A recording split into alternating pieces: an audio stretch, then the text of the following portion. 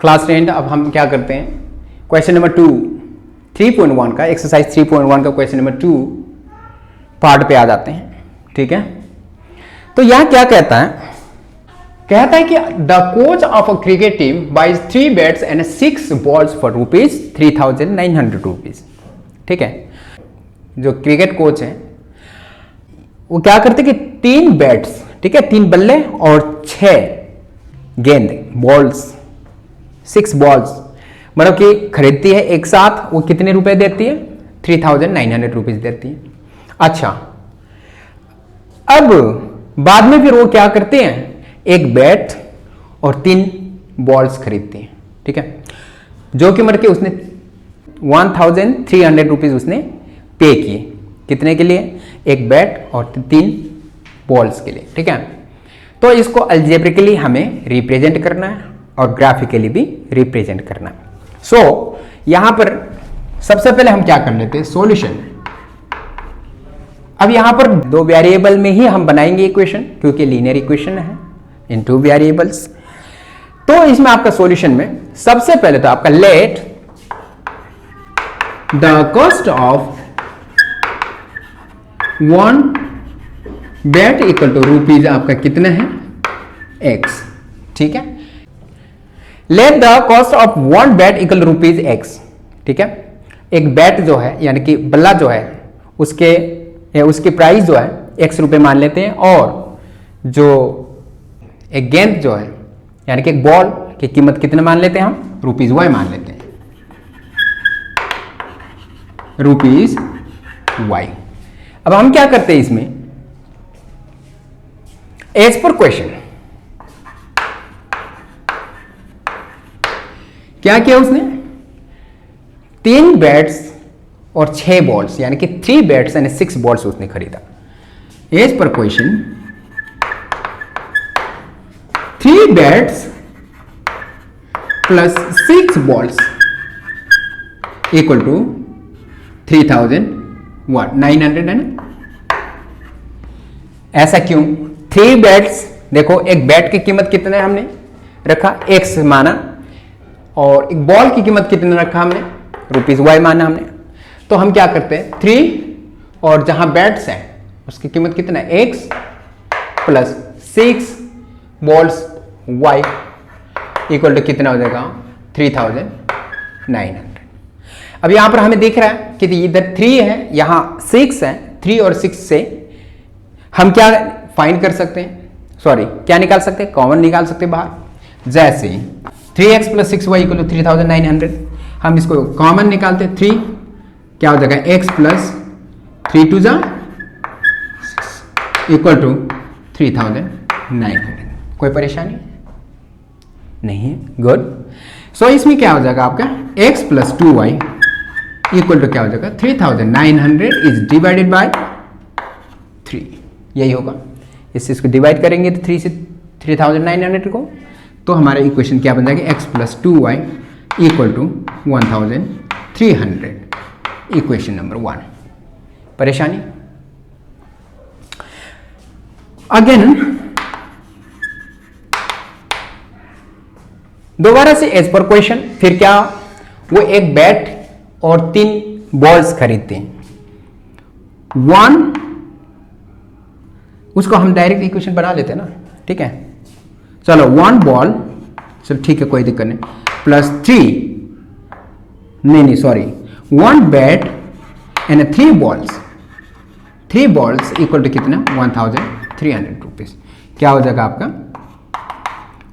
x 1 into x, ठीक है, x ही होगा। So x plus 3y equal to 1,300। Equation number 2। ये क्या हो जाएगा? देखो x plus 2y equal to 1,300 ये तो होगा, और ये आपका x plus 3y equal to 1,300, ये आपका क्या हो जाएगा? इक्वेशन बनेगा। इक्वेशन इस्टेब्लिश हो गया। अब हम ग्राफिकल रिप्रेजेंटेशन के लिए हम क्या करते हैं, पहले इस इक्वेशन को लेंगे फिर इस इक्वेशन को लेंगे। ठीक है, ठीक है, ये फर्स्ट इक्वेशन ये हो गया और दूसरा इक्वेशन ये हो गया। अलजेब्रिकली हमने क्या करते हैं, एक तो इक्वेशन ये बन जाएगा और दूसरा इक्वेशन ये बन जाएगा, है ना। ये दोनों इक्वेशन हो जाएंगे। अब हम क्या करते हैं, ग्राफिकल रिप्रेजेंटेशन करते हैं तो इक्वेशन कौन सा लेते हैं हम, इस वाले इक्वेशन को लेते हैं हम सबसे पहले x plus 2y equal to 1300, यही होगा। अगर हम क्या करेंगे, देखिए y की वैल्यू अगर हम 600 रख देंगे, y की वैल्यू हम क्या करेंगे 600 रख देते हैं, तो क्या हो जाएगा आपका x plus 2 into 600 equal to 1300 हो जाएगा, होगा। तो आपका x प्लस 1200 इक्वल टू 1300, यानी कि x equal to 1300 minus 1200, x equal to आपका 100, ये होगा। कितना होगा, x इक्वल टू 100, यहाँ पर 100 करते हैं, परेशानी है। ओके, अब हम क्या करते हैं, ये अगर चाहिए हो तो फिर वीडियो को पीछे ले जाकर के देख लीजिएगा प्लीज। फिर हम क्या करते हैं, अगर इसे हम 500 रख देते हैं, किसको, y की वैल्यू को 500 रख देंगे, तो क्या हो जाएगा आपका x plus 2y equal to 1300 और x plus 2 into 500 equal to 1300, तो x प्लस 1000 इक्वल टू 1300, यही होगा, है ना। अब क्या होगा आपका x equal to 1300 minus 1000, x equal to कितना हो जाएगा आपका 300, x इक्वल टू कितना हो जाएगा आपका 300। ठीक है, अब ये मिटाना पड़ रहा है मेरे को, जगह छोटी पड़ गई है, ठीक है। वीडियो को रिवर्स कर लीजिएगा, फिर देख लीजिएगा, कोई दिक्कत नहीं उसमें। अच्छा, इसमें क्या है, अब क्या है, x plus 2y equal to 1300। अगर हम इसे y की वैल्यू को 400 रखें, ठीक है, तो क्या होगा, x plus 2 into 400 equal to 1300, x plus 800 equal to 1300, परेशानी है, नहीं है। तो x इक्वल टू क्या हो जाएगा आपके, इस चीज को माइनस करोगे तो सीधा 500 आ जाएगा, x इक्वल टू 500, ठीक है।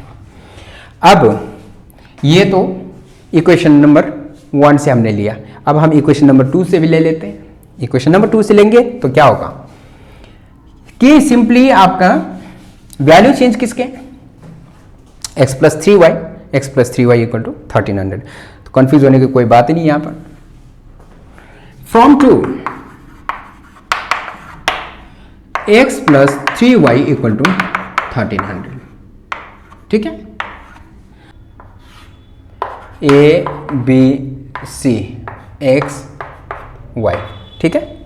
अगर हम y की वैल्यू 400 मान लेते हैं, 400, तो x plus 3 into 400 equal to 1300, x plus 1200 equal to 1300, multiply करके कितना आएगा, 4 3 12, 1200 आएगा, परेशानी। तो इसमें क्या हो जाएगा आपका, x इक्वल टू 100 हो जाएगा, ये उस तरफ चला जाएगा, माइनस हो जाएगा, 100 हो जाएगा, ठीक है। तो यहाँ पर 100। अच्छा, अब इसके बाद हम क्या करते हैं,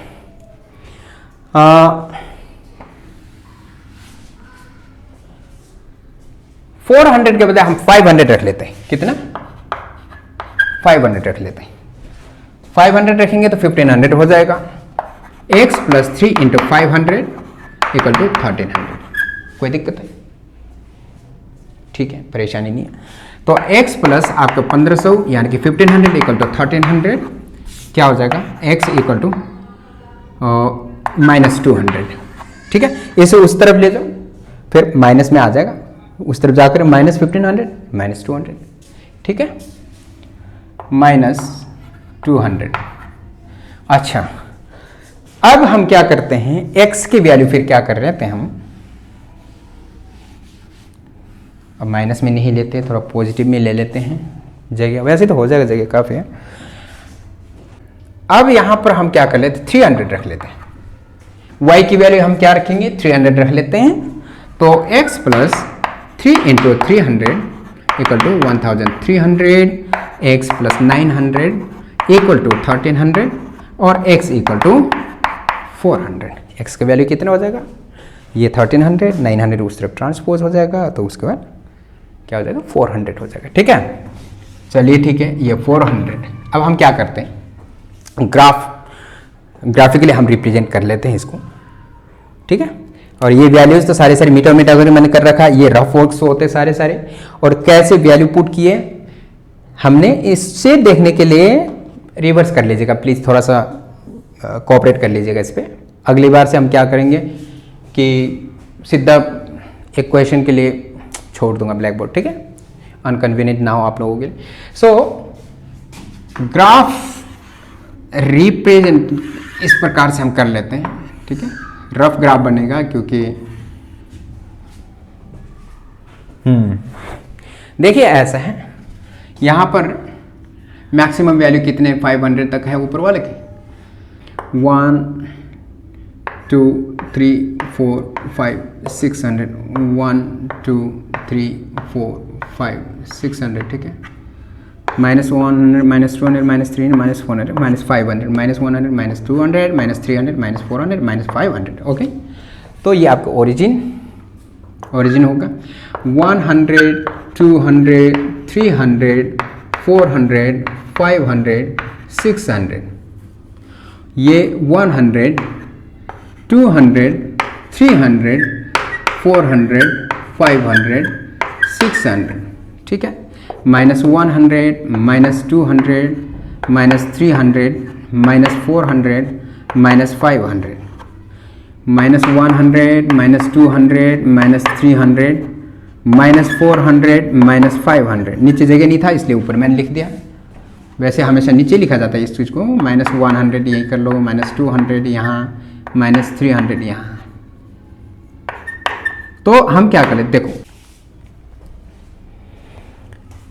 पहले इसके इक्वेशन नंबर 1 से हम ले लेते हैं 100 और 600। x की वैल्यू कितना है, x की वैल्यू 100 है, y की वैल्यू कितना है 600। ये आ गया ये पॉइंट, ठीक है। अच्छा दूसरा क्या है 300 एंड 500। x की value 300, then will go to 500 like this. चलो ये ठीक है। और उसके बाद कौन सा है, x की वैल्यू 500, y की वैल्यू 400। x की वैल्यू 500 और y की वैल्यू 400, इस प्रकार से। अब जब ग्राफ हम खींच लेते हैं, ठीक है, जब हम कोई ग्राफ खींच लेते हैं तब मैं 3 पॉइंट्स को लेकर के इस कारण चल रहा हूं, क्योंकि 2 पॉइंट्स पे अगर लिया जाएगा तो वो तो कहीं भी बन जाएंगे, ठीक है। ये ऐसे भी बन सकता है, ऐसे भी बन सकता है। अगर ये पॉइंट गलत होगा तब भी पता नहीं चलेगा, चांसेस होते हैं ज्यादा, मतलब कि गलत होने के। इस कारण से 3 पॉइंट्स ले लेना प्लीज। 3 पॉइंट्स लेने से क्या होता है, देखिए ये हमारे सीधे जा रहे नहीं जा रहे हैं, ये इस प्रकार से ग्राफ हम खींचते हैं इस प्रकार से। When we draw the graph in this way, whether the 3 points are collinear on the same line or not, that should be checked out, okay। एक जो लाइन सीधी लाइन जा रही है, सारे पॉइंट्स उसी लाइन पे आ जाते हैं, तो आपके ग्राफ सही है, ठीक है।